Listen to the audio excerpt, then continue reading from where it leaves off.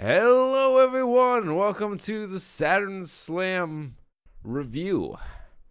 We missed a couple weeks. Sorry about that. Things getting a little crazy around here with like the weather and life in general and things of that nature. I got two mismatched sodas in the vending machine You today. did. It was Life is it's a roulette wheel at this point. You never know if it's going to come up roses or not. I was going to say speaking of roses, but that doesn't really work. Big newsworthy Raw this week. Everything taking a backseat, of course, though, to the announcement that Roman Reigns is in remission. He has, for the second time in his life, beaten leukemia. And he's back. They shot an angle with him the very same night, so I would not be surprised if he's wrestling on fucking Fastlane. Of course, Roman would make it back in time for Fastlane. He's the Undertaker of Fastlane. He needs to. He needs to defend his streak. Based on the angle they shot, it's looking like it might be a Shield six-man tag match because Dean Ambrose is randomly a babyface again. Oh, okay. He's just sort of meandered in there. I was thinking if this was the time, this is the perfect place to put nuclear heat on whoever you want. You have a free pass. Well, they tried it like immediately with Baron Corbin of all people. I mean, if you need to allocate some heat to your worst workers, yes, that's a good choice. Baron Corbin. But yeah, also news coming out of that show, Big Dave Batista is back. He is going to, or I guess he's more of medium Dave Batista these days. But he's back. He's the heel in his feud with Triple H. They're going to have a match at WrestleMania. Sure. We'll see how that goes. Yeah. I think it's interesting. I don't know how effectively he's going to get over as a heel, which would be the great irony because when came back and he tried to get over as a face, he was booed mercifully. Just don't know. Movies. So when he came back, I love there was some comments. It's like, what do you think the over under is that Vince McMahon pulls the trifecta and replaces Seth Rollins in the main event with Roman Reigns? Because if you didn't watch SmackDown this week, Kevin Owens is back and he is getting the shot at Fastlane that Kofi Kingston earned, which means likely that Kofi Kingston will be in the WWE title match at WrestleMania. And if that's so, I don't care what their long-term plan for the championship is. Give Kofi Kingston a run with the belt. Give him his gold watch title reign. He's been with the company for 11 years. He's earned it. You can beat him the very next month. You can beat him the next night if you want to move the title on to someone else. Just give him his little run with the title. He needs to be able to look back, be like, I got it, guys, I did it. Because, he could also wrestle real good. Yes, he wrestles very well. We didn't cover Elimination Chamber, but the main event, the whole main event was excellent. But when it came down to Kofi and Bryan especially, it was a match that rekindled my love of wrestling. The place was going nuts for Kofi. Like, I've never seen a crowd... Well, that's not true, but seldom have I seen a crowd like so invested, hanging on every near fall like that. Mm-hmm. I was in it too, and it's a beautiful feeling when you never know what's gonna come out of these matches, but just it's the time to mark. Yeah, people are like, why do you bitch about all this stuff on wrestling? And it's like, I don't bitch about TakeOver. I've always praised takeovers. We watch TakeOver. Great. But I love pro wrestling. But what WWE does most of the time is not pro wrestling. Daniel Bryan versus Kofi Kingston at Elimination Chamber was pro wrestling, and I loved every fucking second of it. When it's good, it's better than any other form of entertainment out there. But when it's bad, oh boy, is it bad. Yeah. Yeah. I think keeping on Elimination Chamber. A Yeah, limoncello. the Limoncello Chamber by Danny DeVito. Danny DeVito versus Bugenhagen. Yeah, take over Brooklyn. Take over New York, yes. No, Make it take over happen. Philadelphia. Okay. No, but And a actually, Patty's Pub street fight. yes, the riot juice. Book it, Hunter. Book it. um, yeah, I feel like a lot of Elimination Chamber had some feel of really good, like undercurrents of real good wrestle feel going in between that and the appearances of NXT superstars on main roster stuff that prior week. Yes. And they were on again this week too. DIY Aleister Black and Ricochet wrestled and beat the Revival. So it seems like it's gonna be at least a triple threat, maybe even a fatal 4-way for the Raw Tag Team Championships at Fastlane. And listen to this fucking assortment of teams and how much of an upgrade it is from Raw's previous tag team division. So you would have the Revival against Bobby Roode and Chad Gable, against DIY, against Ricochet and Aleister Black. That's quite the upgrade from what their tag division had been. Oh, I could fucking get take out of that. I could get fucking as an all-you-can-eat buffet, which is good matches right there. Yeah, I think I praised the main event, but overall, I'd say Elimination Chamber was a not so great show. The Women's Chamber was a fucking mess. I will agree that there was some weird stuff going on there. I mostly think when I think of Elimination Chamber, as the other standout thing to me was when Becky Lynch started beating everyone with the crutches, and I'm like, ooh, I remember this spot. Yeah, her whole arc is getting kind of weird. Yeah. But, I don't know. I mean, hey, she's still over, so I guess it'd be hard for them to fuck it up between now and WrestleMania. I have complete confidence that they can do it if they really try hard, but Roman's back, so that's going to distract Vince for a while. Yeah. God damn, what do I do for Roman at WrestleMania? Get me a giant. He needs to beat a giant. Get Lars Sullivan out for a second here. Oh man, Lars Sullivan, what's going on with him? Been lost to the ether. So we never talked about it on the show, but the story with Lars Sullivan is that he basically went AWOL. He was supposed to lay out John Cena before the Royal Rumble, and that was going to lead to a match between he and Cena at WrestleMania. However, he had what has been reported to be an anxiety attack prior to Raw, and he has not been back since. Oh, that sucks. Yeah, I'm not sure. Like, hey, he needs to get his head right. It sucks that he fucking lost an opportunity that big, but I don't know. He'll be back when he comes back. Hopefully, he comes back, and he doesn't get like fired for that. That would be super shitty. But can't put it past WWE. Yeah. Their talent relations has done shittier shit. I almost feel in a way that it's almost a testament to the supportive environment that NXT is taking place in.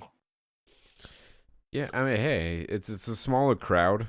That might be part of it. But yeah, like fucking, you could see when Sasha and Bayley showed up on NXT this week, how much happier they looked to be at Full Sail versus like anywhere else. They did not want to get out of that ring. They can be ourselves here. They know who we are. I'm not a product. We're a wrestler. Yeah. I'm a wrestler, not a sports entertainer. Same thing with Tyler Breeze, right? Oh my God, Tyler Breeze looked like he was going to cry. That's just it's so interesting. Ty Dillinger was released from WWE this week, and he requested his release, so he got it out. He was very smart about it too, because he requested his release, and then he went public with the fact he requested his release and said a lot of very nice things about WWE. So they were kind of forced to give him his release or look like complete shitheads. So he's a smart man, smartest man in wrestling. But like, yeah, he said as much. He's like, I wanted to go back to NXT, but they wouldn't let me. Yeah. Oh, well. All right, well, let's talk about NXT, this magical wonderland where their crowd that will do anything. Johnny Gargano kicked off tonight's show with a promo. He brought up his appearances on Raw and SmackDown, as well as his failed NXT North American title defense against the Velveteen Dream, which prompted the crowd to chant Johnny Failure at him. He said he prefers Johnny Champion as a chant. He was about to say that the only time he's ever had success in NXT was presumably with Tommaso Ciampa, but we will never know because Tommaso Ciampa came out to interrupt him, and he stared into the eyes of Johnny Gargano and said, I'll wager you this fiddle of gold that if you team with me, we'll win the Dusty Classic against your soul. And Gargano sold his soul to the devil and agreed to partner with Tommaso Ciampa for the Dusty Classic. Yes. I still believe, despite all of this, despite the call-up to the main roster imminent, despite the tag team that they're doing on the main roster, and despite them being a tag team in the Dusty Classics, I'm still calling that the Johnny Gargano story in NXT ends with him holding the title aloft at NXT TakeOver New York this April. Yes. Yeah. This looks like I think this is gonna be the last story, feud, arc, whatever, of this long running tale. Yeah. And this has been an absolute story. It's been a saga. Yeah, and I do need to mention that the crowd, as you said, they read Johnny Failure, but like they were popping for everything both ways. Yes, as they do. They were. It was Full Sail. Fickle. I need to like add that as a clip source in our fucking OBS scene here, so I can just play it every time. Yeah. So that's it. Ricochet again. And Aleister Black joined the Dusty Classic in a backstage promo that actually wasn't terrible. So props to you, Trevor, for cutting a promo without me putting my head in my hands. Yeah, and I think with that, the whole Dusty's Classic is the Dusty Classic is set up. Yeah, we got the Forgotten Sons, Fabian Eichner and Marcel Bartel, Orny Lorcan and Danny Burch, Red Dragon of the Undisputed Era, Ricochet and Aleister Black, DIY, and the Street Profits are the 8 teams. That is choice. Well, from what I've heard, the Forgotten Sons go a lot farther in the tournament than they have any right to. Oh, that's not as nice. Yeah. Triple E, they're trying, man. Management's trying. They're really trying to get these fuckers over, but the only one of them who has anything is fucking Gunner, or whatever the fuck they call him here, Jackson Riker. Yeah. Like, he should be the focus of this group, because he's the only one that I give a shit about. It should be him and his cronies style instead of it should be like three equally. I mean, they already have the Shayna Baszler 4 Horsewoman dynamic, but that should be the Forgotten Sons dynamic too. It should be Jackson Riker as a single with his fucking 2 flunkies coming in to interfere in his matches. I don't need to see Steve Cutler and Wesley Blake wrestle long tag team matches against people better teams. with draws. Yeah. There's just something at the fundamental level for this team that needs to change up. They need they fucking cut a promo. Have them cut a promo. Explain what the fuck "do unto others" means. Like, we haven't heard a fucking hide nor head of these fuckers. Except, thank you for the opportunity, Mr. Regal, or we're gonna make the most of this opportunity. Lip service. I don't care about them because you haven't given me a reason to care. Just like I didn't care about this match, Tanara Conti and Xia Li versus Aaliyah and Vanessa Bourne. This match was not very good. This was the, hey, guys, remember, there are other people on this women's roster match. Yeah, and what a showcase it was. I mean, they didn't fuck anything up, so yeah, they got that going for them. But it was slow. Let's put Aaliyah over Xia Li. It was sloppy. Aaliyah went over. Aaliyah's been doing this a long time, and she's not very good. I don't know if that's a fixable thing at this point in time. I don't know how or why she's been at the Performance Center this long and is still this bad. Wrestling is not that difficult. It's not easy, but it's not that difficult, where if you're in developmental for 3 years, you can't advance beyond the level she's at now. Yeah. I don't know what to tell you. Yeah, Tanara Conti, this looked like it was designed to get her over, but she, there's something about her that just bores me. Yes. It's a weird, there's something just like one Jenga piece is not in place. Yeah, I don't know what it is. But it's at the bottom and I can't see it. It was weird when she was, that line she had in the middle where she's like, Latinas do it better. And then missed the fucking kick. Yeah. Yeah. That was hilarious. She was too focused on delivering the line. That was hilarious. Latinas do it better. With, well, I guess it's true. Brazilians aren't Latina then. Yeah. Zinger. The Dream had a stare down with the Undisputed Era. They Yep. They are a lot shorter than Velveteen Dream. Yeah. Velveteen Dream is a fucking specimen. No one can deny this. I think he's probably like 6'2" if I had to guess. So he's a little taller than I am. Yeah. There was a vignette. It was right after, we didn't mention this, it was right after the first promo segment where Johnny and Tommaso leave the building, but Candace is there and she's like, no. She's like, seriously? You're sleeping on the couch tonight. And he's like, trust me. I'm totally... As he turns to the camera, he's like, guys, I'm totally setting up a turn angle on him. I'm totally going to turn on him right at the moment. I have a plan. That seems like the most obvious route to go is they're going to do a big title. They're going to go Dusty Rhodes.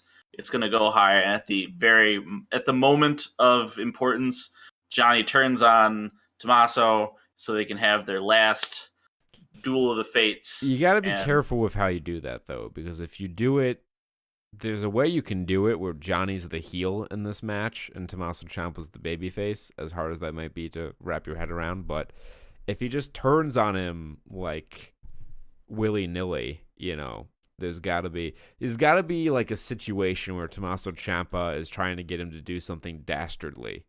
Like when Bray Wyatt turned face coming out of not Bray Wyatt, when Daniel Bryan turned face when he was with the Wyatt family. Where Bray Wyatt was going to give him Sister Abigail because that's what they did. They like offered themselves up to be disciplined and he slipped out.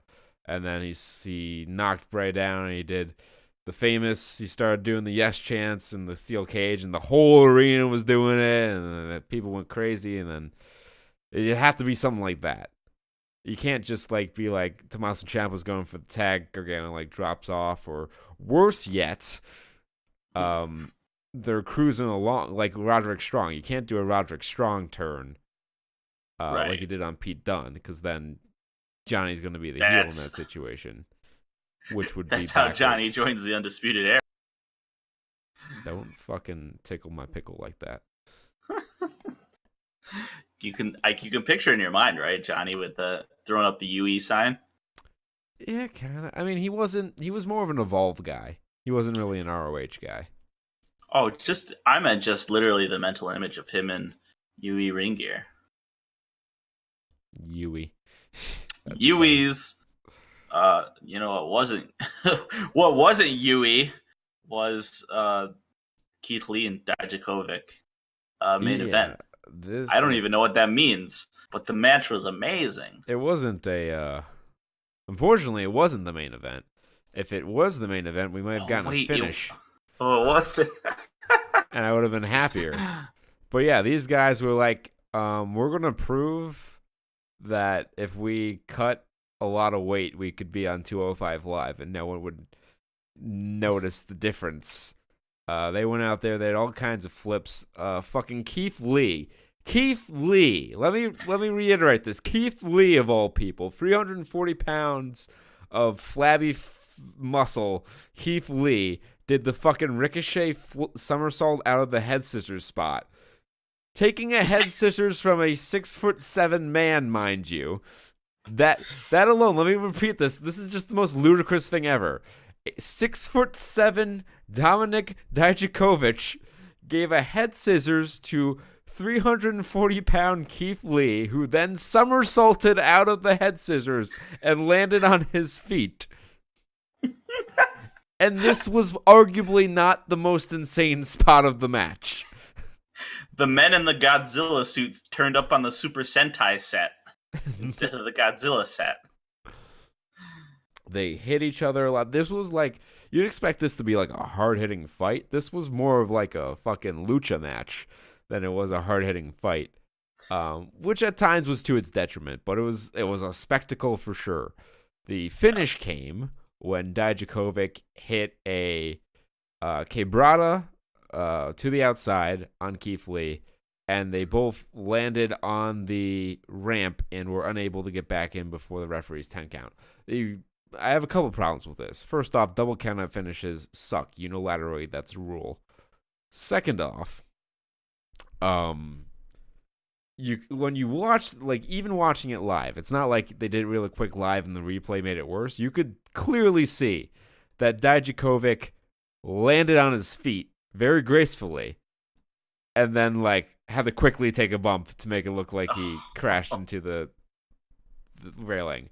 And that's not a strong enough spot to do a double countout.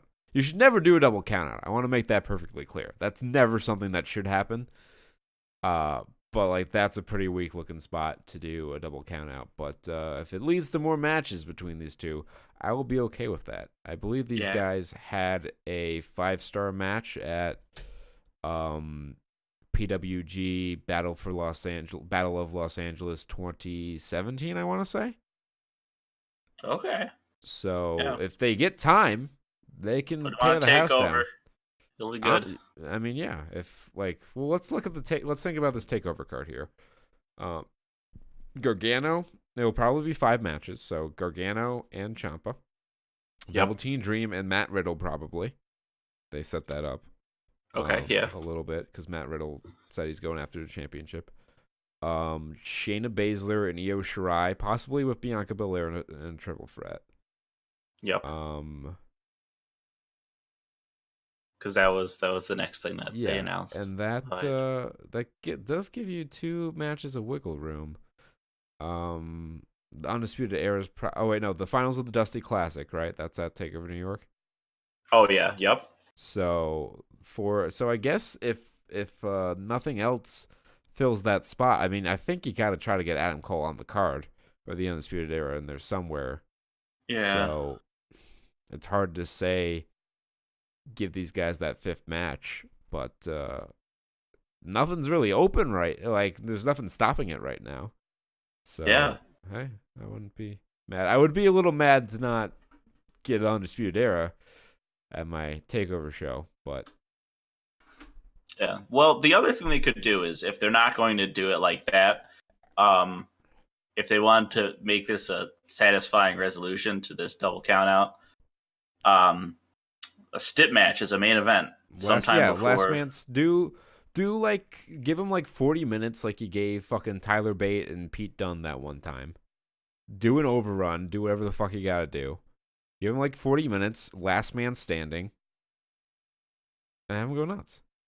Yeah, I'd be fine with that, even if it was a takeover match, because I'm never disappointed when NXT just puts a solid fucking match on their TV.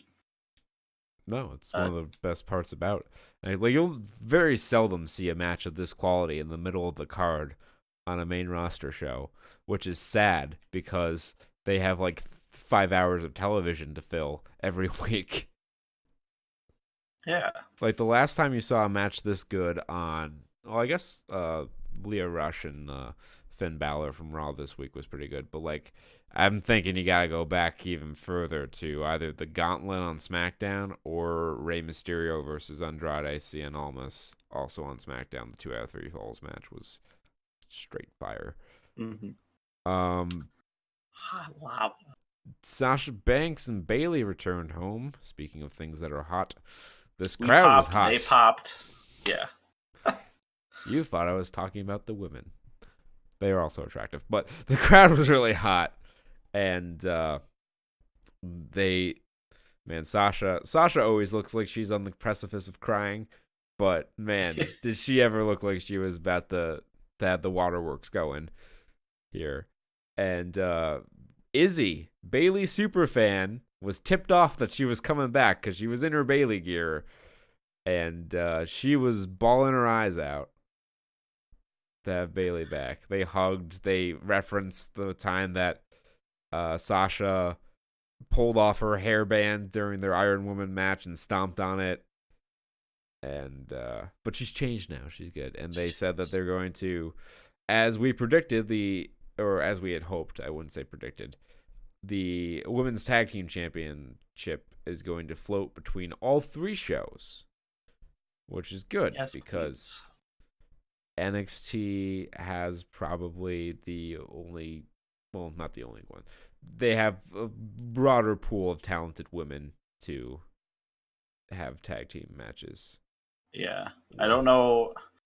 I'm just thinking about, oh, wait. We're not talking about NXT UK. I don't know why.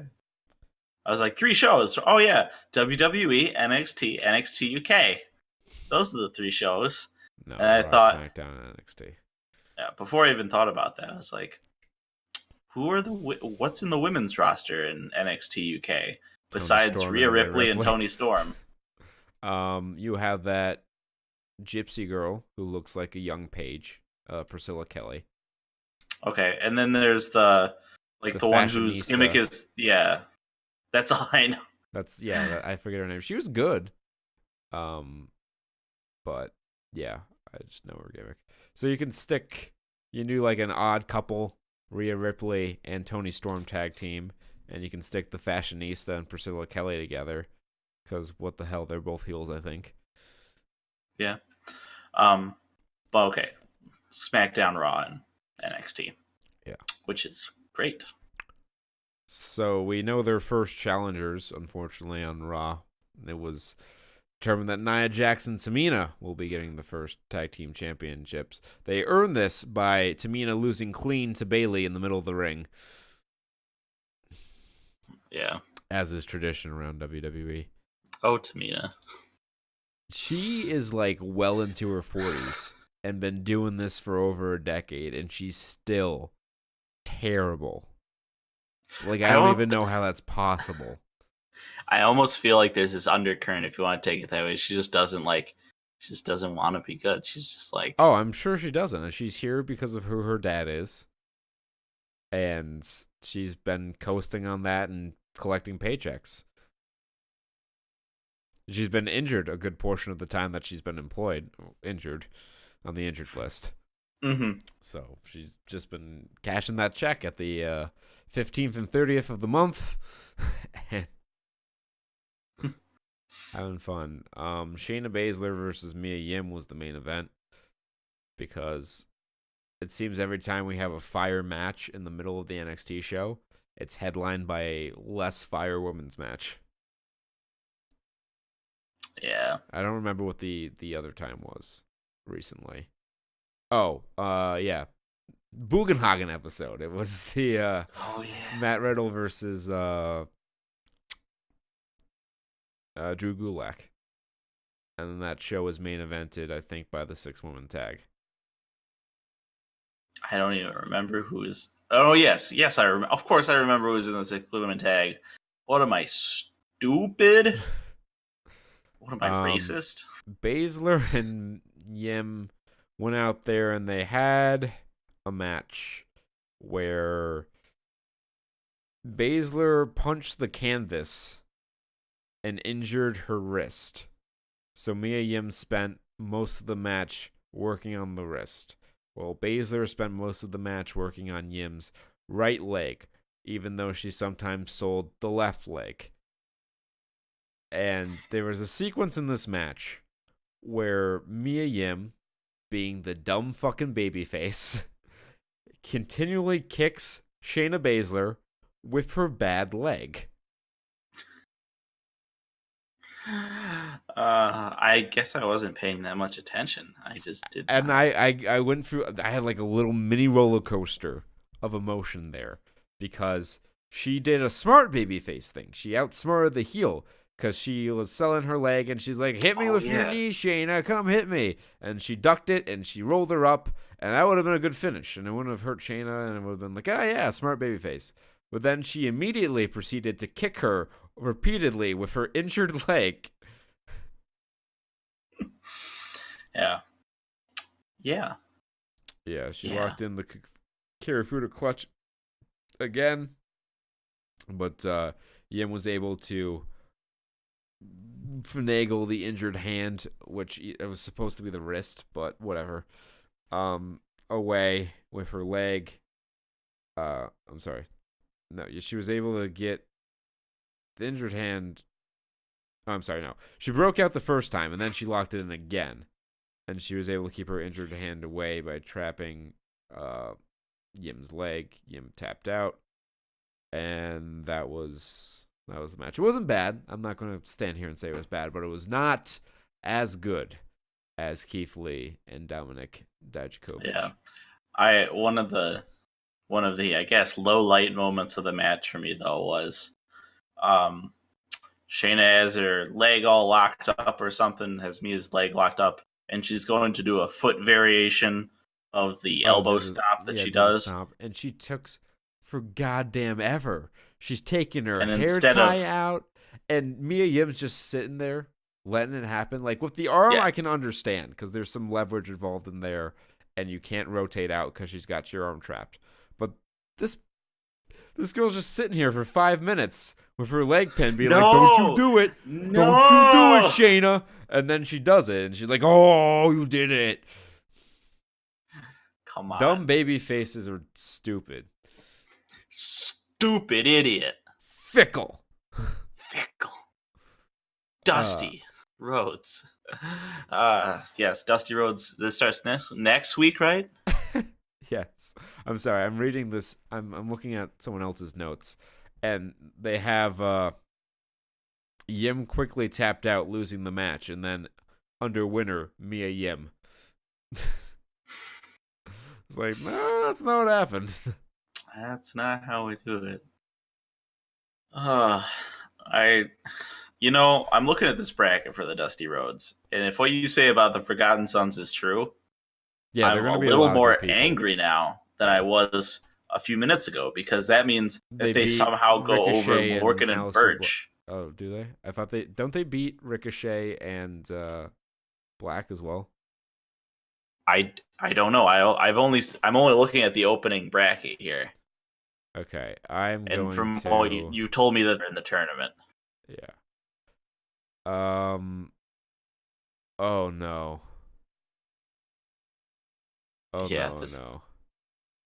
I'm looking at the filled out bracket here. So this is spoilers. So if okay. Oh, do you not want me to? I do not want spoilers. Okay. I mean, I guess the pertinent parts, sure. The ones that are gonna destroy me, I don't want to know. Okay. Well, let's just say that, and if you look at the bracket, you can probably put 2 and 2 together. But the Forgotten Sons are going to be the team that they should have no business beating. Well, actually two, technically, if you count Lorcan and Birch. But their second round match is going to make a lot of people very upset. Wait. The way I'm looking at this bracket. Oh, you mean... Yes. Oh. Yes, I do mean. Wait. Spoilers up. If you're gonna go in peace, and just don't be sad about what we're gonna say. Spoiler time. You're saying they're gonna beat fucking Mustache Mountain? They're going to beat Mustache Mountain. What the fuck? They are going to wrestle Aleister Black and Ricochet at TakeOver. The Forgotten fucking Sons are going to wrestle the two biggest stars in the brand at fucking TakeOver. Jesus. Oh, no. So that means Undisputed Era is not going... Oh. Yeah, well, they faced DIY in the first round. That will be a hell of a match, though. Oh, okay. Yeah, that's true. Wow, yeah, this bracket is... There will be some good matches, and then the Forgotten Sons will also be in there. Put Forgotten Sons versus Street Profits. That's all I want. They did that. That was channel changing heat. I've never had channel changing heat on NXT before. Oh, I forgot. I have the mind. I have the mind of a babyface. Well, that was. Hey, I envy you. I would like to forget that match ever happened too. But that does it. Yep, until that's next wrap week. it up. Until next week, we will be back at it once again, giving you the recap of the week that was in wrestling and a review of NXT. Until then, be well and stay safe.